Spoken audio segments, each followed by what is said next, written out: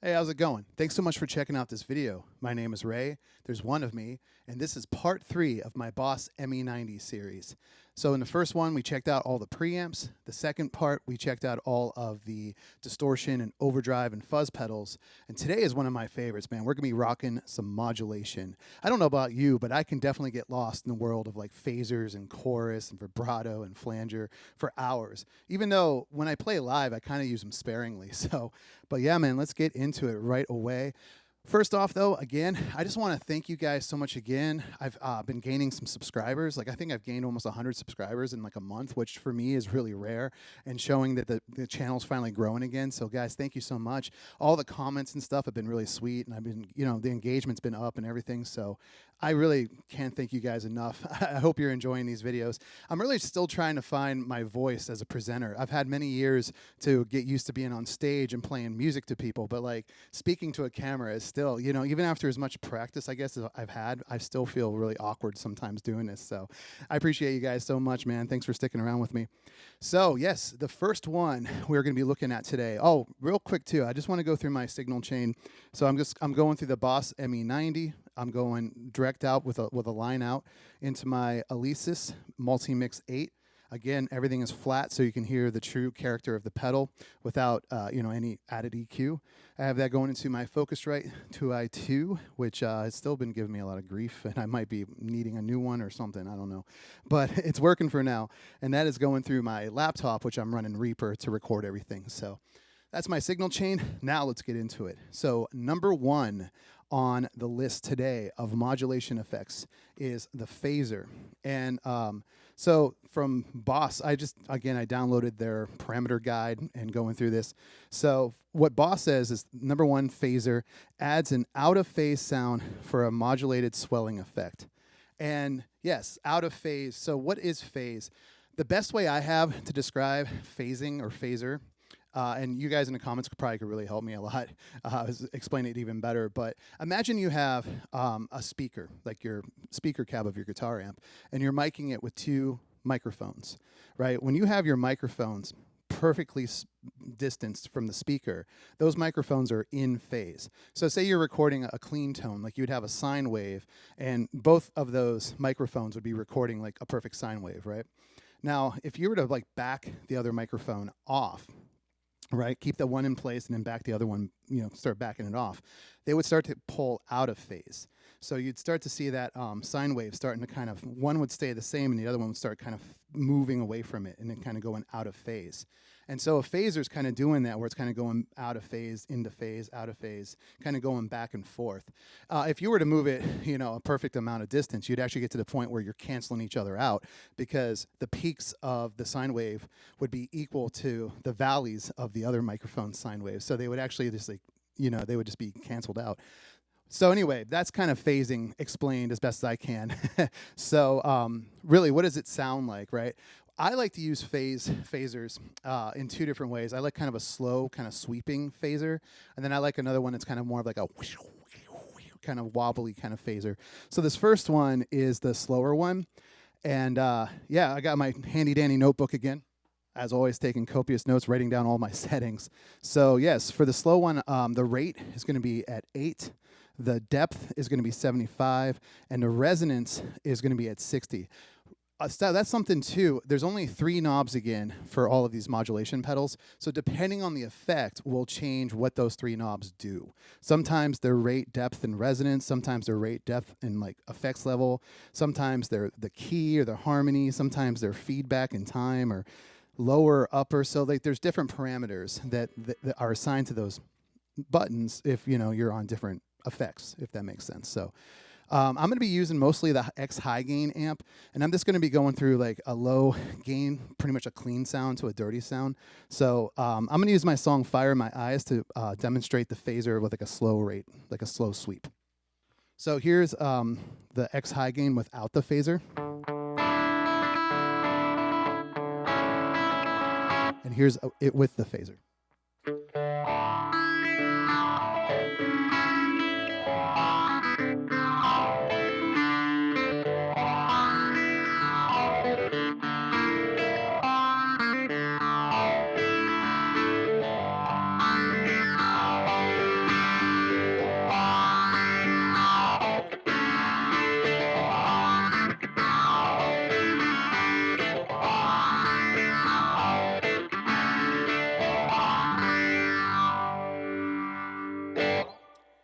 I'm going to turn down my levels a little bit because it looks like I'm clipping over here.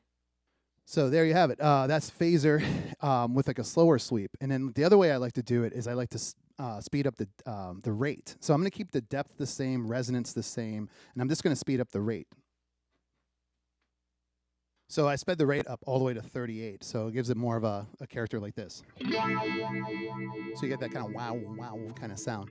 And here's that funky C riff that I wrote a long time ago. I think it kind of fits this pretty nice.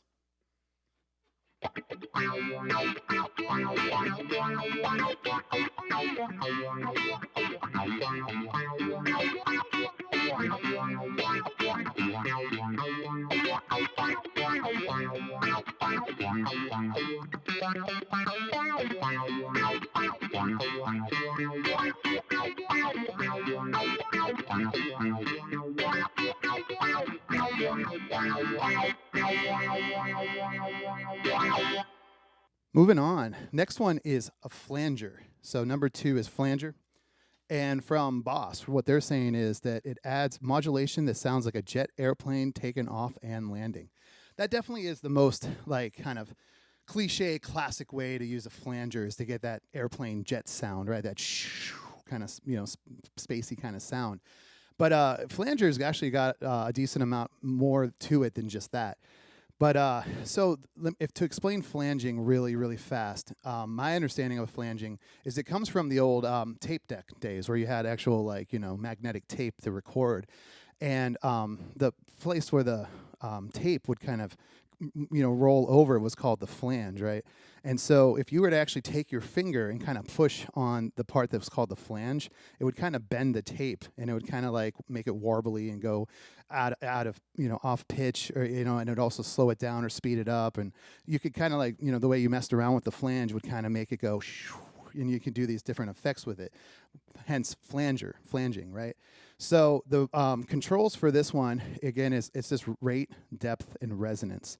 Resonance, too, I didn't say about the phaser. It just sets the strength or character of the effect. So I think not only is it kind of turning the effect up and down, but it's also changing the characteristic. So for me, for the to go back to the phaser really fast, I like using the phaser kind of like a classic phase 90, like an MXR phase 90. So I just set the resonance to my ear to kind of sound like that, where it's not too, sometimes I feel like they can get almost voicey and throaty, phasers can. So I just kind of set it, the phase kind of low, like the resonance. So for the flanger, I'm going to do, like the first thing I'm going to do is that classic jet plane sound. But then I'm going to do something else with a flanger that maybe isn't as common. So here's that jet plane sound. Let me get that set up. So my settings for the airplane sound on here, the rate is at 39, the depth is at 80, and the resonance is all the way down to 20 to kind of give you that kind of classic airplane sound. And I did raise the gain up on the X high gain preamp to kind of give you more of a drive sound. And this is that tune I played. Some of these I've already used, some of these song examples. I only have written so many songs in my life, so I like to, again, if you're new here, I like to use like original riffs or just original ideas, either something I wrote or something my friend Paul and I wrote, or just riffs I've come, like today I'm going to do riffs I just came up with on the spot before I hit record. So I like to use original stuff when doing these.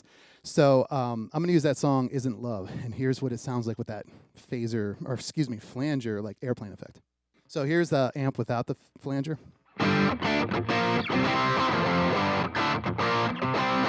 And here's it with the flanger.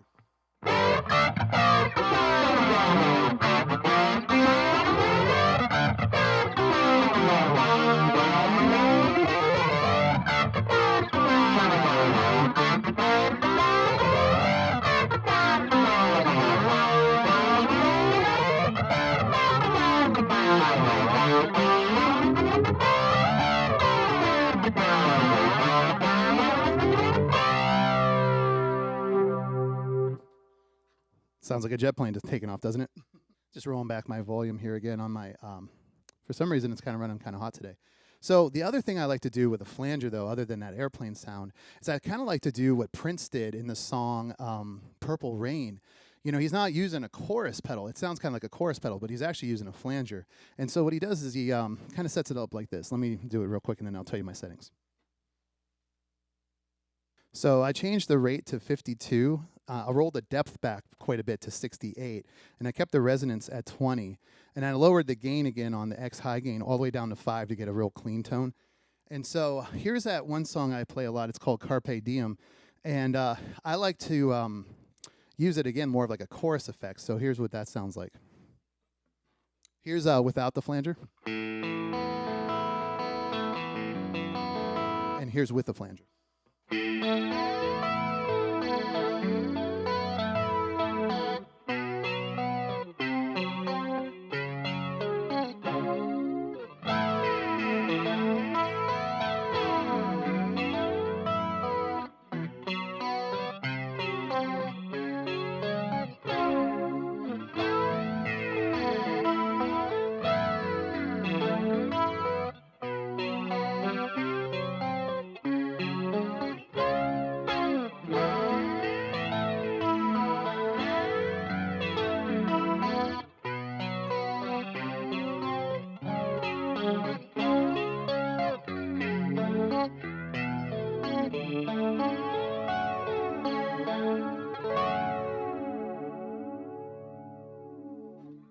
I think that sounds really nice. Gives it a kind of a chorus effect. But again, chorus, as I'll demonstrate later, is different than flanging. Flanging is kind of like that effect of using the tape to kind of speed it up, slow it down.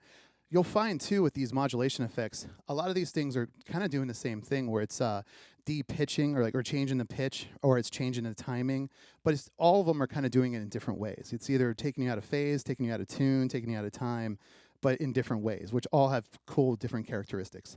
Now, the next one, I'm actually, if I would have invented the ME-90, I might have put this one first, because the next one, number 3, is the Tremolo.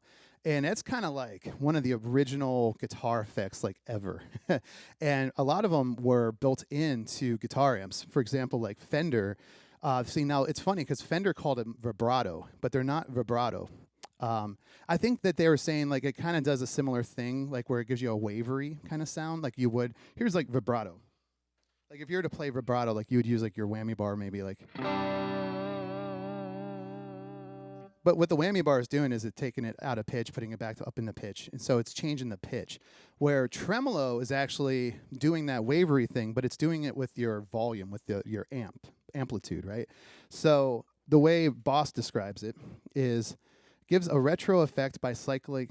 What gives a retro effect by cyclically changing the volume. So exactly. So you're changing the volume, and not only is it changing the volume, right? There's different ways you can do it. Again, you could do it more of like what looks like a sine wave.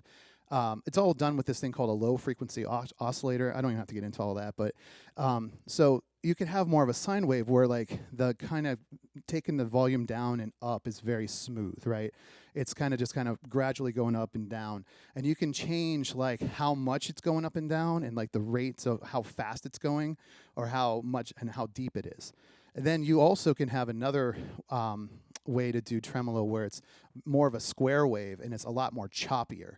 A good example of that chop would be like Green Day's Boulevard of Broken Dreams. It has that real choppy, almost helicopter sound. There's actually a tremolo pedal out there in the world called the Trelicopter because it has that kind of choppy helicopter kind of dun-dun-dun-dun. It is real choppy. So let me do like kind of the more smooth one, and then I'll do the more choppy ones. Let me get that set up.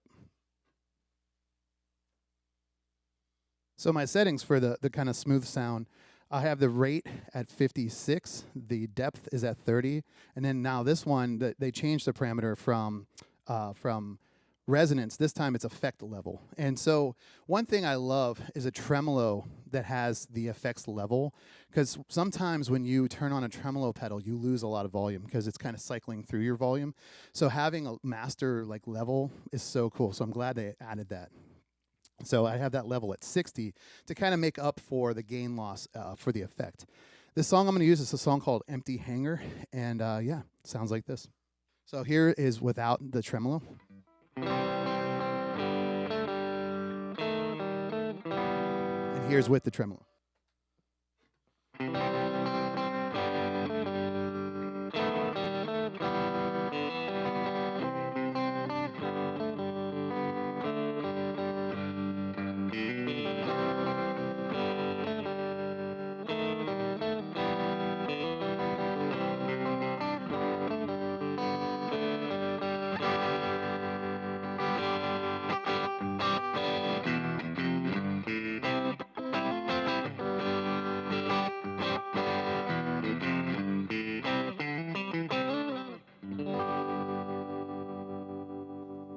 That's honestly one of my favorites effects. I use tremolo quite a bit. I actually like to use it like at the end of a song. Like for example, like I might do something like it's like a tail to the song, and I like kind of doing that, like where it's just like at the end, I just hit that last chord, and it's kind of like waivers. That's always fun to do. So yeah, the other way is the polar opposite, where it's like super choppy. Let me get that set up. I really changed. I made the rate just go up to 65, but the depth I cranked it all the way up to this highest level, 99, and I kept the effects level at 60. And then I also bumped the gain up on the X high gain amp to give it more of a distorted sound. So obviously I can't play Boulevard of Broken Dreams, or I'll get like a copyright claim.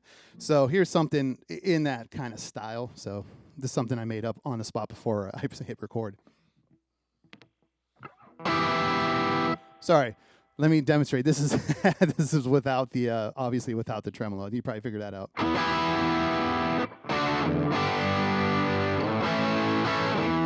That's without. Here's with the tremolo.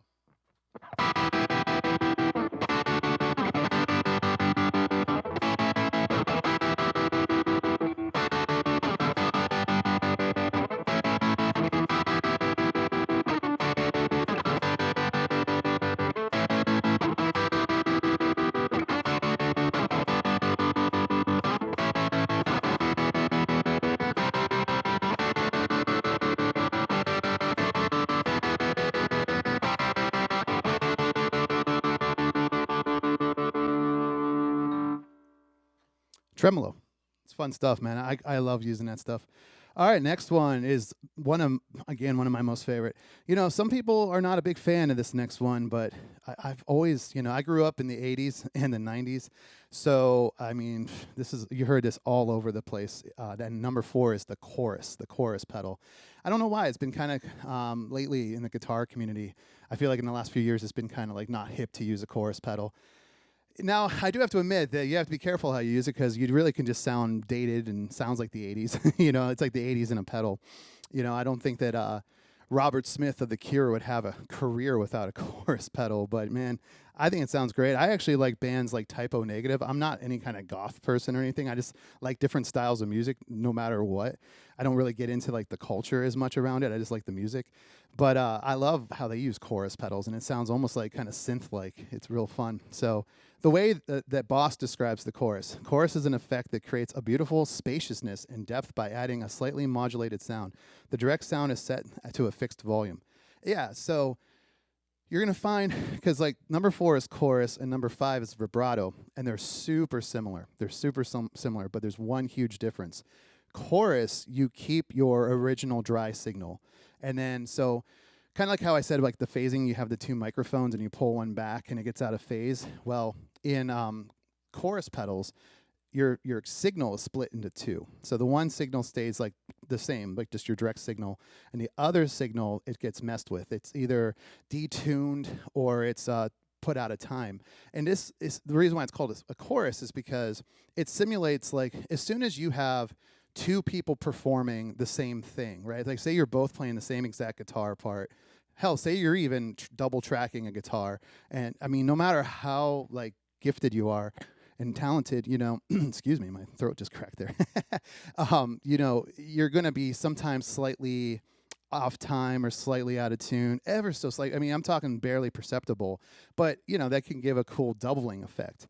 And same with like singers, like you could have 10 different singers, and if a couple of them are slightly out of tune, the whole sound, with everybody singing together, kind of goes into pitch. That's why like you hear like an audience at a concert, and it sounds like they're all singing on pitch. Trust me, most of those people probably aren't, but that combined effect of everybody singing together makes it sound on pitch. So that's kind of like the idea of chorusing. Like it's you have your dry signal mixed with a signal that's becoming detuned or out of time, and you put it together. But you can get 2 different kind of things where you get like kind of a fast kind of sound, or you can get more of a sped up sound, and you can get a sound that has lots of depth and like sound that has very little depth. So let me set up my first way I like using a chorus. So for me on this pedal, I really just like setting everything right at 60, the rate, the depth, and the level, all just right at 60. And I lowered the gain on the X high gain down to 5. So. So that's without the chorus pedal. Without, and here's with the chorus. Ooh, I almost did what I did in the last video, and I almost forgot to put it on chorus. Chorus is number 4, yeah, so I'm on number 4. Hey, at least this time, if I changed it, though, it's going to be a drastic, like, oh, that's definitely not chorus, or that's definitely not flanger. Like, at least I'll be able to know if I don't hit the right button on here. So here's with the chorus.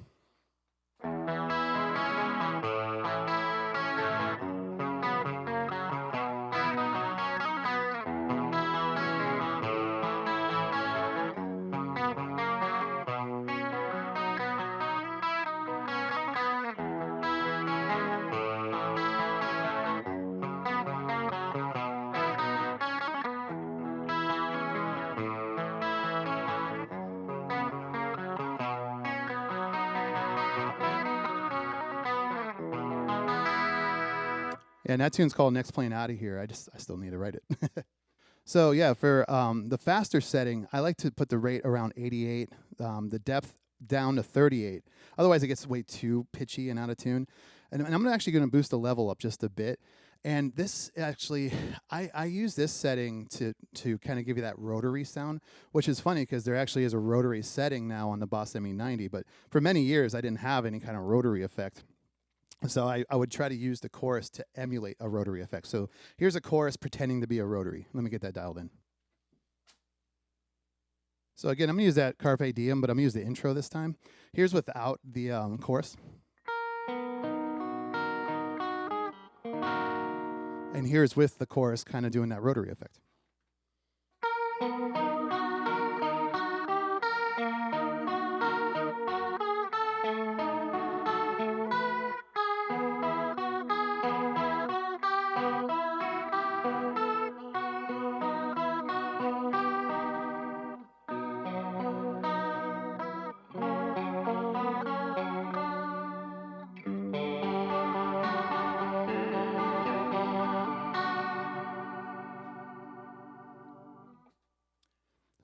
So it's like a fake rotary effect, and I really think that's kind of nice. Actually, when I recorded Carpe Diem on my latest album that came out this past October, that's the sound I used. Not the ME-90, I actually had a different chorus pedal, but that's what I did. As I turned up the speed a little bit, turned down the depth, and kind of did a fake rotary effect. So moving on, man. So like I said, chorus and vibrato are very similar. So the next one, number 5, is vibrato. And Boss says vibrato gives a wild vibrato effect that can't be created using standard guitar playing techniques. It can and it can't. So what they mean by that, like vibrato, you know, it's just when you're playing guitar, and like here's without vibrato. Say I just play like an E without vibrato. Now if I play an E with vibrato, and so I can control like how kind of in tune and out of tune I make it. So I can go like real crazy, like, or like, you know. Or I can go fast, or I can go slow. So that's essentially what vibrato is doing, but it's doing it automatically. Instead of having to manually do that, the pedal is doing that for you. So it has the rate control, the depth control, and the effect level. So just like a chorus pedal, it's taking your signal and it's detuning it and making it go out of time. But this time it doesn't mix with your dry signal. It is just, so imagine like a chorus without the dry, and that's vibrato. So let me get a couple ways I like to set up vibrato, and let me get that set up real quick. So I'm really just going to keep that rate and depth right in the middle, and then the level I'm going to turn up just a bit so you can hear the pedal. Here's just a random thing I wrote to kind of demonstrate. So one way I like to use a vibrato is almost kind of like the way like the Tom Petty and Heartbreakers used it. What was the song called? Get a little love, so hard to find. You get lucky, babe, when you found me. So like they use that kind of it almost gives it like, to me it almost sounds like you're out in the desert, or it's got this real kind of I don't know. Well, here I'll play it for you, and you can tell me how to describe it. Here's without.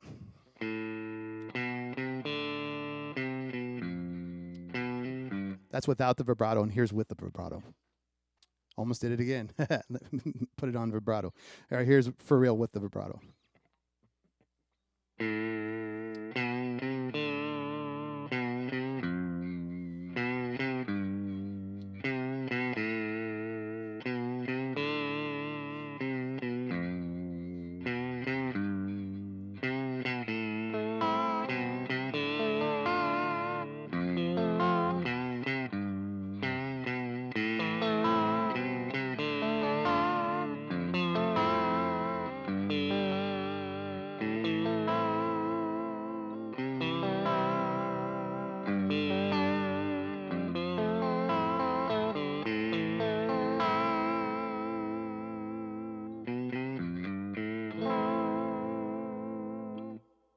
So you can hear it just kind of pulling in and out of tune. And I try to set the depth not too much where, the thing with the vibrato pedal is it can get super out of tune and super weird, almost circusy sounding really fast. Sounds like you're in a clown mobile. Actually, let me demonstrate. Let me turn the depth up a little too much. So here's that effect. Like, here's the depth turned up like.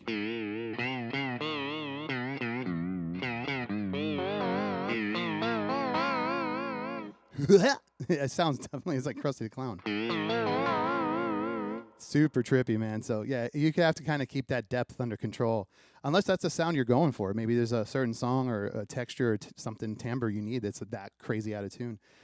So next on the list, number 6. This is becoming one of my favorites on here. Again, what's fun about making these videos, guys, is I'm, forcing myself to go through each and every one of these effects with you.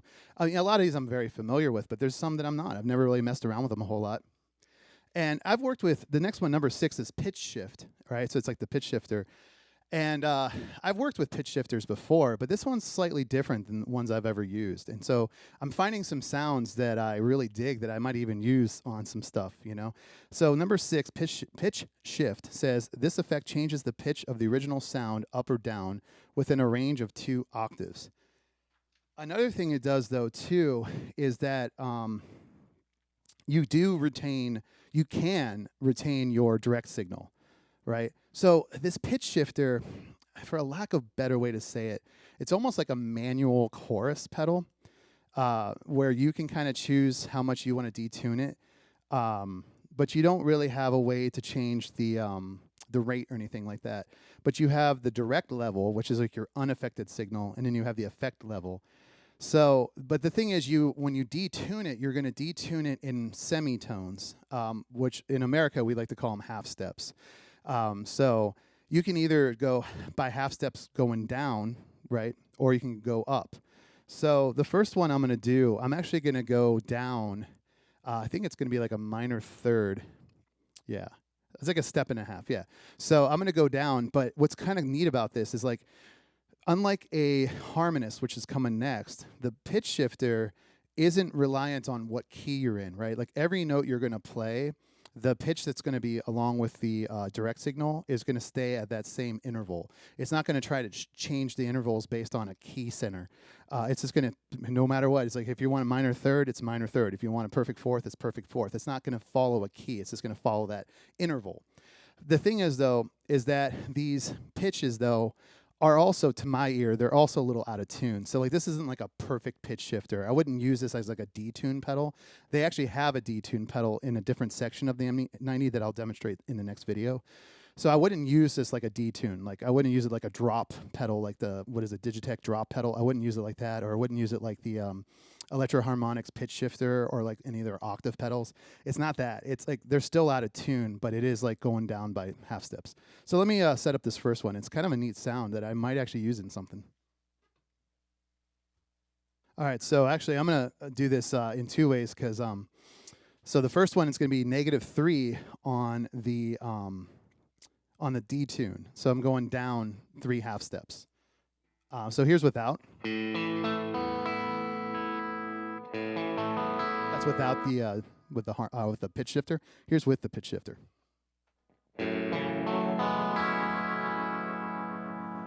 And I don't know, I kind of like that. It's real trippy. Let me. I just was messing around with something, and I don't know if this would be a song or anything, but don't steal this, because I want to use this. But I like this vibe. It's real kind of a weird sound. But here, let me play it for you. And this is like, I'm going to use a -3, and then during the song, I'm actually going to change it to -4. So you'll hear it kind of change the timbre, or like the pitch and the tonality, but it's not really in any key signature. I'll just shut up and play it. You'll see what I mean.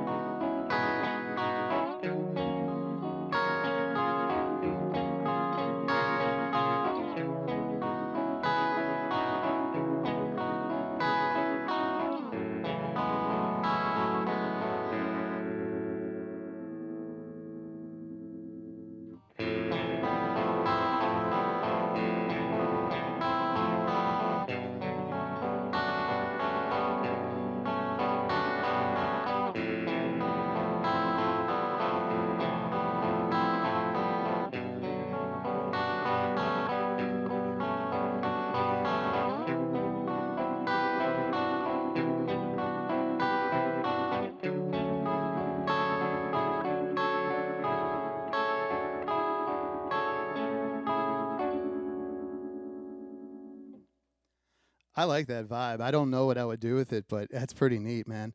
And yeah, I goofed up, but like during the middle of it, I went from -3 to -4. And I think that it kind of makes it even more dramatic when it switches from the -3 to -4. So you're kind of going from like a major or minory to a majory thing or something like that. So it's real neat. So it's like kind of like your pitch with like kind of a minor third or major third below. But again, even that pitch though that's they're creating for you is still, it's like out of tune. For example, I'll show you too. Like another way you can use the pitch shift is I'm going to bring the pitch up +12.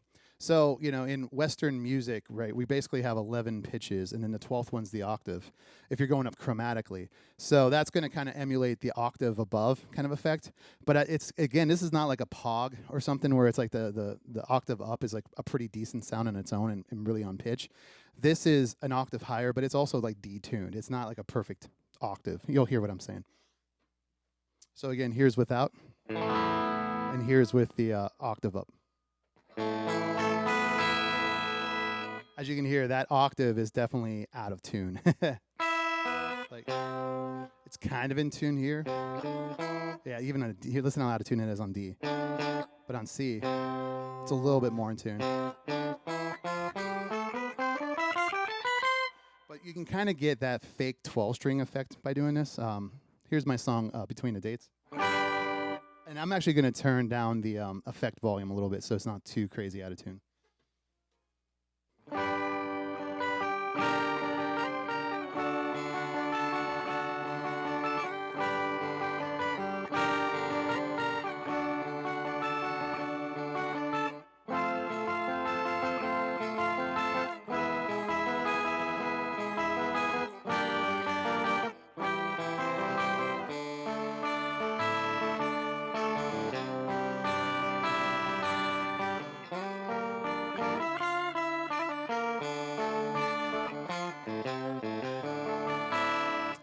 Honestly, that's a really out of tune 12 string. It almost gives it more of an organ kind of effect, doesn't it?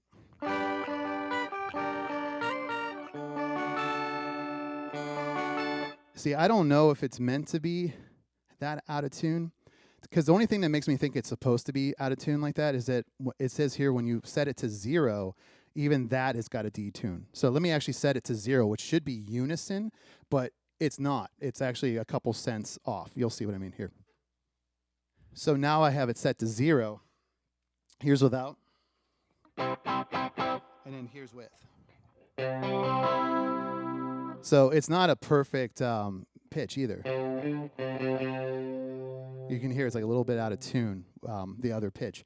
But what this does, which I really dig, this reminds me of like an Electro Harmonix, like nano clone chorus pedal. I think it's like the one knob chorus pedal. What it does too is like choruses can also, like I said, it changes your time. But what this is doing is like your pitch, right? So for the chorus, your pitch is like super close to being in tune, and the time is super close to being in time. But what that does is it gives you this effect. It's just a really neat doubling effect that I really dig. Let me play that funky C thing again, and you'll see what I mean. I love using it with like lots of like muting the strings with my left hand, and it sounds like this.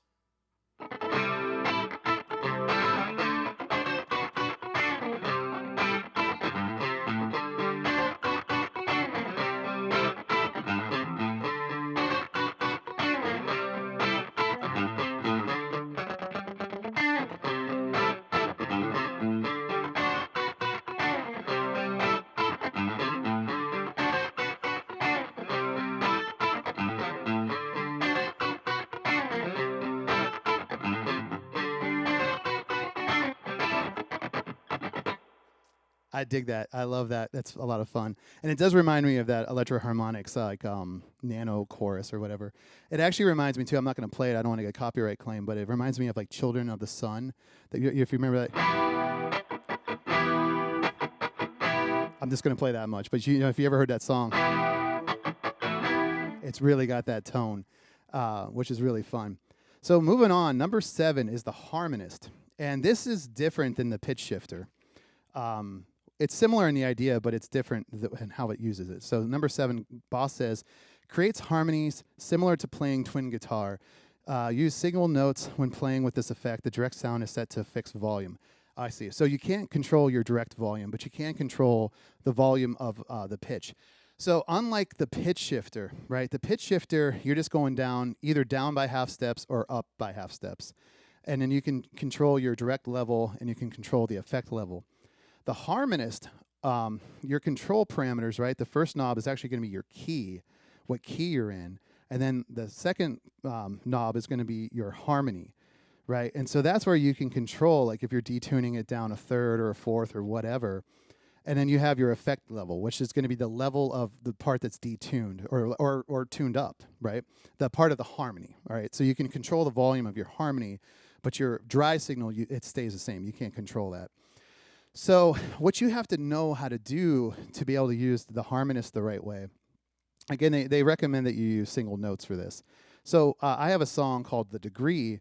The song's actually in G minor, but they don't really do minors on here. So you have to do its relative major key, which is actually B flat, which they don't really have flats. So I had to set it to A sharp. So I set it to A sharp, which is N harmonic with B flat. Not to get too much theory into it. So you have to know a little bit about theory, right? At least you'd have to know key signatures. And so I also set it where, I believe I set it like down a fourth or something like that. So this emulates my solo in the song The Degree, which I double tracked. But I'll show you how I do it. All right, got it set up here. So yeah, I detuned it down 4 half steps. And I put it in the key of A sharp, which is not really, it's B flat is what it meant to be. But B flat is G minor, so like the song's in G minor. Here's without the harmony. And then for the volume of the harmony, I just set it to be equal with the volume. So it really sounds like just 2 guitars. Thin Lizzy style, like just 2 guitars wailing away in harmony. Here's without the harmony.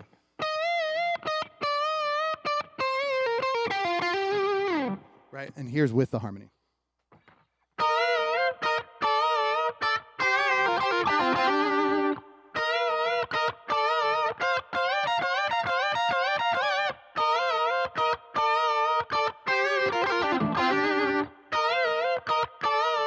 And it's funny because the end of it I actually do in fifths, so let me set that up.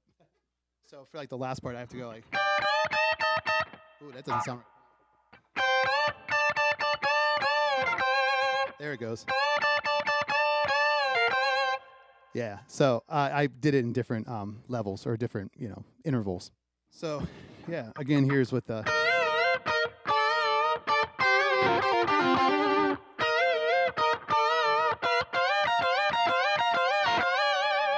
So next one. I said before that I used a chorus pedal back in the day to create a fake rotary. Well, the ME-90 has a rotary. Number 8 is rotary. And it says here that it produces a stereo effect like the sound of a rotary speaker. Well, that doesn't help unless you know what a rotary speaker is. So a rotary speaker has, actually I believe both the woofer and the tweeter spin. So it kind of gives you like that, you ever like talk into like a fan, like that Luke, I am your father, like on, like on Tommy Boy. You know what I mean? It kind of gives you that warbly, like you're talking into a fan. I believe it's using the Doppler effect. Am I right? In the comments, let me know if I'm right. It's kind of like the Doppler effect where you have like kind of that neom, neom kind of thing where like the sound is flying by you really fast. So it changes the pitch and, changes the timing and stuff.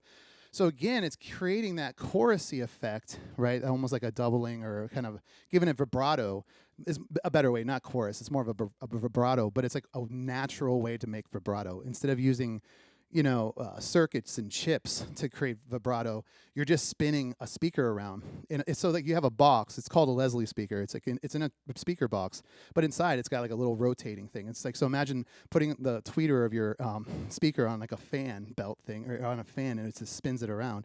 And then the same with like the woofer on the bottom. And so it's just spinning these things and creating a vibrato effect. So I'll shut up and I'll just kind of dial in some of my favorite effects. To tell you the truth, I think on this I like them all really just down the middle. So let me get that going. And not to keep using that song Carpe Diem, but I just think the intro to it is like exactly what I think of when I hear a rotary effect. There's been a lot of people who use rotaries, like Aerosmith used it in a song called What It Takes. Famously, I want to say like Kim Thayil He used one in Black Hole Sun by Soundgarden, you know, that kind of warbly effect. Here's without the rotary, and here's with the rotary. See, that's what I was trying to do with a chorus pedal on my album. I didn't have the rotary. If I had the rotary, I would have definitely used this instead, because I freaking love this tone. This is one of my favorites. So let me play the intro again with the rotary.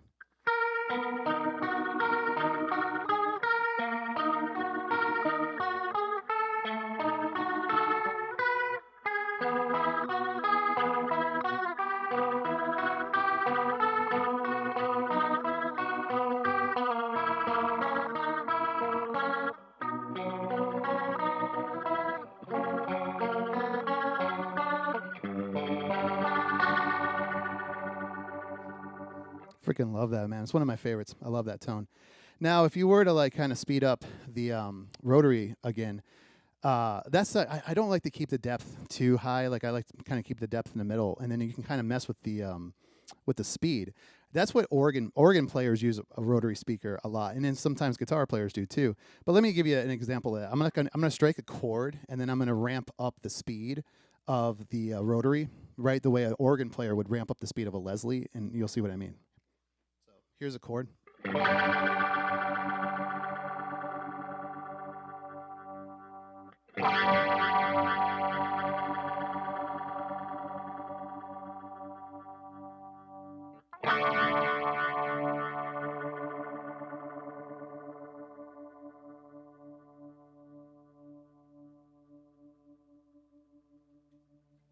But yeah, I love that sound, especially for tunes like that. You know, you get this kind of vibe.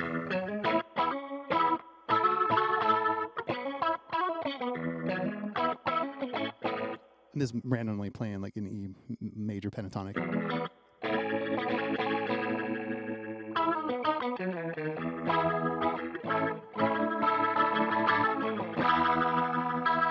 It's good too for like suspending notes, like.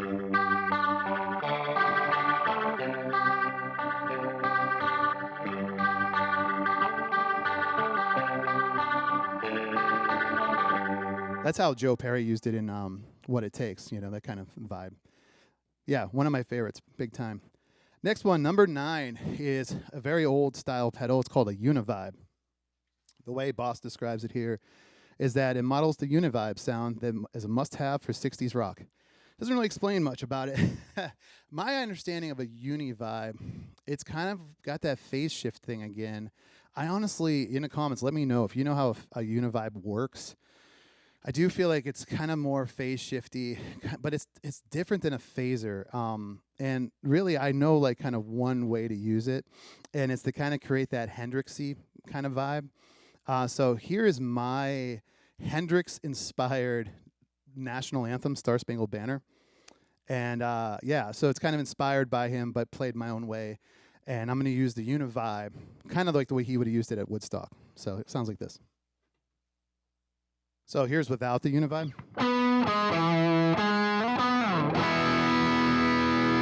And here's with the Uni-Vibe.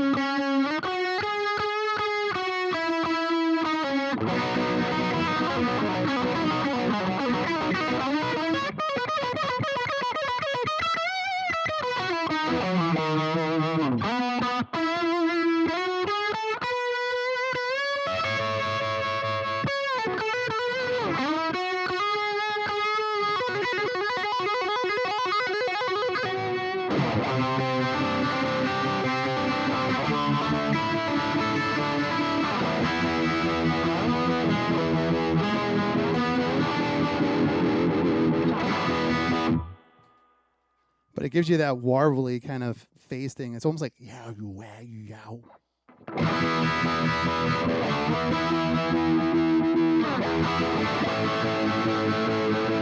But yeah, I mean, it's one of those sounds where, like, as soon as you hear it, it's like Hendrix. Like, anybody's ever been familiar with his music, that sounds like Hendrix to me. So that's about all I know about a Uni-Vibe, is that kind of vibe. See what I did there? Vibe? Sorry, that's a terrible joke. Freaking terrible joke. Number 10. So you're going to be like, this isn't a modulation effect. You're right, it's not. Number 10 is delay. And the reason why they added a delay under modulation is the way this thing is set up. You can use the ME-90 in manual mode where you have you have different types of pedal. You have the preamps, you have the distortions, you have the, just kind of compression effects, and then delays and choruses and all that. You can use them like a stomp pedal board, but you only get, like one delay area, So like, for example, if you look down, like number 4 is delay. So they add, though, to the number, well, to bank up is also the EQ section. There's a delay in that section. Number 3 is modulation, but there's a delay in that section. And then the actual delay section, number 4, has a delay in there too. So I don't know. They're very worried that, like, you might use, say, like you use a delay pedal, or excuse me, say like you use a compression pedal and a chorus pedal. Like, well, you're not going to be able to fit in a delay pedal. No, you can use your delay pedal. If you want to use a EQ, you can also use a delay pedal. Or say you want to have 2 different delay pedals, like one's in like a fast time and one's in a slow time. You have plenty of delay options. So I'm just quickly going to demonstrate a delay, just like with a lead tone, the way I do it. I like to do kind of like, when I do a lead tone, I just do like 3 little repeats, and I kind of turn it down a little bit, and I keep it kind of like a dun, dun, dun. So I'm just going to demonstrate quickly a delay, because when I do the actual delay section, I'm going to go way more in depth into delay. But here's just like the number 10 on the modulation section is the delay. All right, so here's without the delay. Here's with the delay. See, at least when I forget to hit the knob on here, you can tell the difference. All right. Here's without the delay, and here's with delay. So just like the 3 little hits on the end. So here's a solo to my song, Person to Persona. Sounds like this.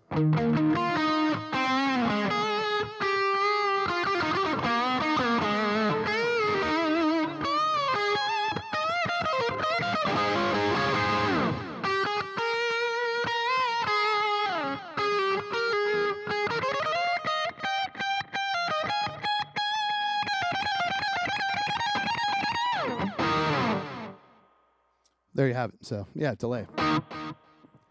I'll get way more in depth in that in the next video that we talk about delay. So last but not least, man, you guys made it this far. Again, if you have made it this far, please please subscribe, ring the bell, share these videos. I hope I'm not boring you guys to absolute depth. I've been thinking depth too much with these settings. But I'm trying to find my voice. Like, I don't want to be like super goofy or like super, I just want to be genuine. I just want to be honest when I do these videos. I don't want to put on some kind of character. Like, I'm just trying to be myself, and I'm just trying to explain this stuff the best way I can. So number 11, moving on from that. Number 11 is actually one of my new favorites too. It's called Overtone. And it's exactly what it is. This effect uses MDP technology to add, there's that MDP again, I still haven't figured out what that means, to add new harmonics to the sound, producing resonance and richness that was not present in the original sound. So a better way to describe it, what overtone is, it's exactly that. It's giving you 2, so you have your dry signal again, but then you're getting 2 overtones. Actually, one you could technically say it's an undertone, huh? But you're getting an overtone that's an octave lower, and you're getting an overtone that's an octave higher. And so your parameters on here, like, you can control the upper volume, or the upper octaves volume, the lower octaves volume, and then your direct level. But just like the pitch shifter, these are more of like an overtone. It's not like a tone. Like, it's not like an octave pedal. This isn't the same as like an electroharmonics POG, polyoctave. What is it? Polyphonic octave generator. It's not that. It's not that effect at all. But it does kind of give you that organ-like effect. But it's not like, I wouldn't use the octave sound by itself or the upper octave by itself. It's not really meant for that. They're just like added to the dry signal to kind of produce like a big, chorusy organ kind of sound. So let me demonstrate what that actually sounds like. I almost forgot. For this one, I'm definitely going to put it on the natural clean amp, because this also kind of drove my the X high gain amp and made it more distorted. I really want like a really nice clean tone for this. So here's without the overtone.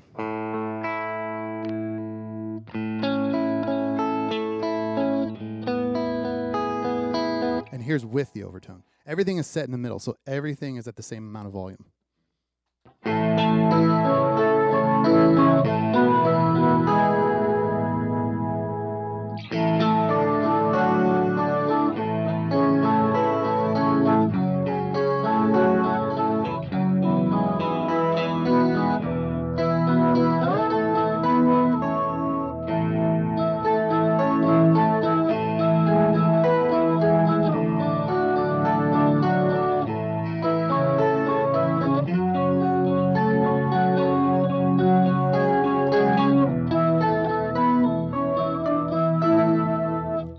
That's with everything turned up. So let me, I'm going to get rid of the dry signal, and you're just going to hear the overtones without the dry.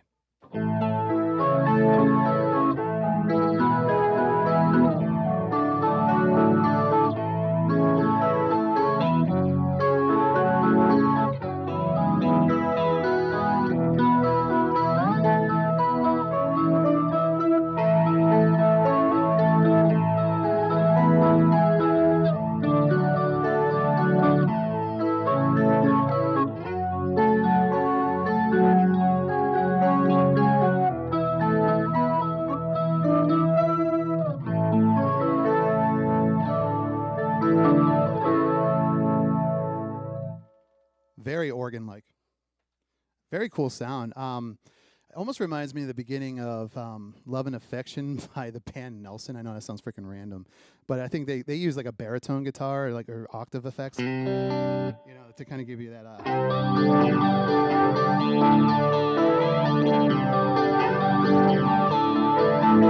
They had kind of a similar effect, but they used multiple guitars to make it instead of doing it like that. All right, guys, you've made it now to review time. Let's go through them one by one. And I'm going to try to be quick with this because I'm already over an hour of record time. So it's really hard to make these things under an hour when you have 11 of them to get through. Still don't know what's up with Boss in 11. I don't know, man. But I don't know if it's something about the circuitry. But so number one. All right, so really, when it comes to, real quick, when it comes to modulation, man, like Boss has kind of been a dominant force in that market forever. They've been doing digital effects forever, and before that they did the analog version. So like they know how to do modulation. When I actually bought my ME-90, or when I was considering buying my ME-90, sorry, I wasn't worried about modulation, chorus, delays, reverbs, or not delay, but you know what I mean, chorus, reverb, flanger, those kind of effects. I wasn't worried about those sounding bad. I was more worried about the preamps and the distortion and overdrive stuff. For whatever reason, guitar is very finicky, and distortion and overdrive and preamps and stuff can get real weird when you're doing it direct without using any kind of amp. And I kind of wanted to go Sans amp for my live looping rig, just so it's like, I don't know, it's just less to bring. Like I already have to bring enough pedals stuff that I didn't want to have to keep bringing amps. And I just wanted to kind of, do something new, something different. But I wasn't worried about the modulation stuff. So really the phaser, like I can set the phaser to sound exactly like my old MXR Phase 90. It sounds very close to that. But what's cool is that with the resonance control, you could make it sound much different than a Phase 90. So if you don't like the Phase 90 sound, there's a different phaser sound that you can get that you could definitely do. So it's very customizable. So phaser is definitely a win. Flanger, again, flanger is not really an effect I use a whole lot. I would probably use it more like that chorusy kind of Prince style, like the beginning of Purple Rain kind of vibe. But maybe I could add it like as an airplane effect, here and there, just to kind of get out of a riff, like a kind of a turnaround. But yeah, I think the flanger sounds great. I'm not a big flanger guy, but I think it sounds awesome. And there's even stuff that you can do with flanger that I'd even demonstrate. So yeah, again, very customizable. Sounds like a flanger. Tremolo. Tremolo sounds pretty good. The trem, oh, one thing I didn't tell you too is that I didn't demonstrate either is that a lot of these have tap tempo. I think most of them do have a tap tempo. So like that's pretty freaking rad too. Is that you can set a tap tempo to go along with this. So like the tempo of your song. If you want the tempo of your vibrato or your trem or whatever, you want it to go in time, or it's like either quarter notes or eighth notes. Like you can tap that in and it's in perfect time with your music, which is so cool. So really, that being said, I think the tremolo is a great deal. A chorus, it's a chorus. It sounds like freaking, you can't really go wrong. I do feel like the chorus, though, might be, I wish it was like a little brighter sounding. It sounds a little bit dull to me. I do wish it was a little bit brighter sounding. Maybe it's my only complaint so far. Vibrato, yeah, that's another one I don't use a ton. If I ever used it, it would be so subtle. Kind of like that setting I used for that random A minor thing I played. It would be very, very subtle. Almost like you're just barely wailing on your whammy bar. Just a little bit of that vibrato. Kind of almost like you're using a Bigsby on a Gretsch. But, yeah. I mean, you can go Krusty the Clown and get that kind of sound, too. So, 6, pitch shift. That's become, that's a fun little thing to mess with. Is it like the greatest pitch shifter? No, it's definitely out of tune and it's wonky and it's weird, but that's what I freaking kind of like about it. There's definitely better pitch shifters out there in the world that you can use. Electro Harmonics, for example, like the Pitchfork, and I think TC Electronic has like some pitch stuff. I would say that's like a better, like if you want true, like more in tune pitch control. But if you want something like kind of jangly, warbly, out of tune, that's more used for an effect than for another note. I don't know. Like I think that doing that down a minor third, down a major third, that was a kind of a neat little sound that I might use. And I also love that in pitch shifts, when you set it to the 0, to the unison, you get that really cool kind of like Children of the Sun kind of vibe, where it sounds like it's like that real delay, almost like a slapback, but it's not. It's like super close together delay sound. So I love that you can do that with a pitch shift too. Harmonist, is there better harmony pedals? I think so, yeah. I've never actually played the Boss Harmonist, which I imagine these are all just based on the Boss pedals. I've never played their Harmonist. I do like that you can set the key center, because like back in the day when I used to use, signal processors and stuff, I had like a Digitech RP7 and you could never really set the key. Like you only could set intervals. And I'm like, well, when you're playing in a key, the interval doesn't always stay a fourth or stay a fifth. Sometimes it's a minor third, sometimes it's a major third, sometimes it's a fourth. As long as the harmony goes along with the key. So I love that you can set the key. It's not perfect by any means. It definitely is a little out of tune. It definitely kind of warbles a little bit trying to find the pitch. So it's definitely not perfect. But guys, again, this is a $350 unit. I'm not trying to make excuses, but at the end of the day, it's pretty freaking awesome that it can do that. And this is one of so many effects this thing has. Rotary, if you put everything right in the middle, rotary is perfect. And then you can use the speed, like to ramp it up and slow it down. I think the rotary is definitely a win. I love it. Uni-Vibe, I only really know how to do that one thing with the Uni-Vibe, so I'm not really the best at reviewing it. I've heard the real Uni-Vibes, and I think they sound a little better, but it's got that kind of character. It's close to like a Uni-Vibe, like a real one. The delay I really can't review. It's just a delay. I'm not sure. This sounds like a digital delay. It's a little dark, too. I wish there was a way to make it a little bit brighter sounding. But in the actual delay setting of the pedal, you'll have a lot more control over that kind of stuff. And then last but not least, the overtone. Now, another effect that's really kind of neat. I definitely should probably turn the level down because it was really driving my recording over here. It's just so much volume to that. But that's kind of a neat sound, too. It's very organ-like. It does sound kind of like a POG, like a EHX POG. But it's more of an overtone, not like a perfect reproduced pitch. So last thing, too, one more thing, but wait, there's more. If you do go into the Tone Studio, okay, if 11 modulation, technically 10 because delay is not really, but if you go in the Tone Studio, you can actually exchange the overtone number 11. There's a script phaser, which models the MXR Phase 90. So that's the true Phase 90. Even though I can kind of get the stock one to sound like a Phase 90, but again, if I can get that cable and set up the Tone Studio, I could actually get that Phase 90 sound. The second one you could add is a stereo chorus. Where if you have a stereo out, you can actually get that stereo chorus. Then you can do the CE1 chorus, which is actually the original Boss chorus that I think only had the 2 knobs. So yeah, you can get that original analog sound. It's all digital. This whole thing's digital, but it emulates that analog chorus. There's an Ottawa, which actually there's a touch wah too. The Ottawa and the touch wah are a little bit different. So the Ottawa, it's cool. Yeah, that's it. So you can add 4 more to the 11 that you already have. So, I mean, again, the sky's the limit. Somewhere in there has got to be a tone between the preamps, the distortion overdrives, the modulations. I haven't even gotten into the other effects this thing has to offer and the delays. There's got to be a sound in here somewhere for you. Again, I am not sponsored by Boss. This is a pedal I bought on my own. I don't have any kind of sponsorships or deals with anybody yet, so that being said, guys, if you are enjoying it, man, please like, share, subscribe. I've been loving the comments. I answer all my comments. Even if you have questions about the gear, I don't just do gear stuff. I also do live looping videos, and I have original music. I have cover songs. Check out my link trees. Check out my other videos on the channel that are not just doing gear stuff. But yeah, if you want to reach out to, like, I know being a musician and mental health, man, they go hand in hand. And there's so many things about being a musician that can really be taxing on your mental health. So if you even just need a support, someone to talk to, someone to keep you motivated, someone to keep you, to help you fight that depression, that anxiety, all that pit in your stomach feeling that you can get as a musician, I definitely, I want to hear you out, man. I want to, reach out to you, and you can reach out to me, and we can help each other, man. Like, let's create a freaking community. Let's do it. And so one more thing, I do always want to shout out my Patreons. Completely, guys, freaking completely optional. This is nothing I expect from anybody. But I do want to shout out my patrons, Hexagon Papa, Chuck Johnson, Duke McDonald, Kay Ritchie, patreon.com/OneRayMusic. Those guys have been with me for a long time.